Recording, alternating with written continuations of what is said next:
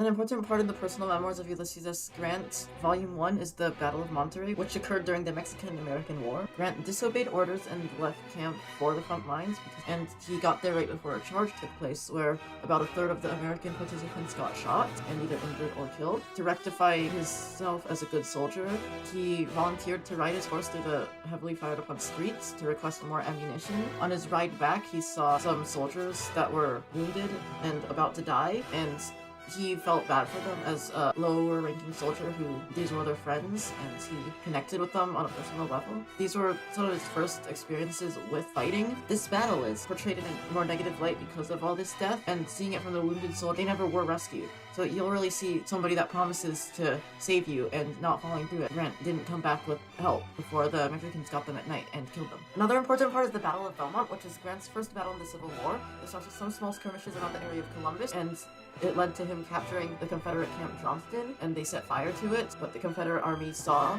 and they started firing their artillery. The soldiers were surrounded by new reinforcements. They broke out of it and escaped on boat. This is important because Grant is really known for the Civil War, and this is the start of it. The battle had split opinions on the victor. Grant saw the battle as a Union victory, and he accomplished the two main goals of the attack on Belmont. He forced the Confederates to stay in Columbus instead of reinforcing Arkansas, and successfully diverted attention from Colonel Oglesby to his attack so he could retreat safely later on. He reassures himself and others that his attack was justified because he wouldn't be able to forgive himself if Oglesby and his 3,000 men got captured by the Confederates. The Confederates saw the battle as a victory because they repelled Grant's attack on Columbus, although it was a feint, though they didn't know that. To increase morale, they boasted their lower death rate and declared the Battle of Belmont as a Confederate victory. Another important part is the capture of Fort Henry and Fort Donelson. These are his first major victories, which cemented him as a good general in the Western theater of the Civil War. He used artillery barrages to decrease the troops' morale guarding the forts, and after Donelson, he gained the nickname Unconditional Surrender Grant. Because of this, Grant earned the respect of many people.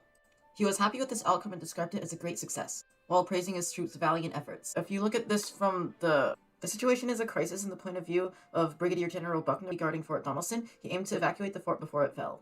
He was acquainted with Grant from their shared military academy, West Point. He tried to squeeze out a conditional surrender because of this friendship, but Grant demanded nothing but unconditional and immediate surrender. Buckner said that those conditions were ungenerous and unchivalrous in his letters, but he still accepted the terms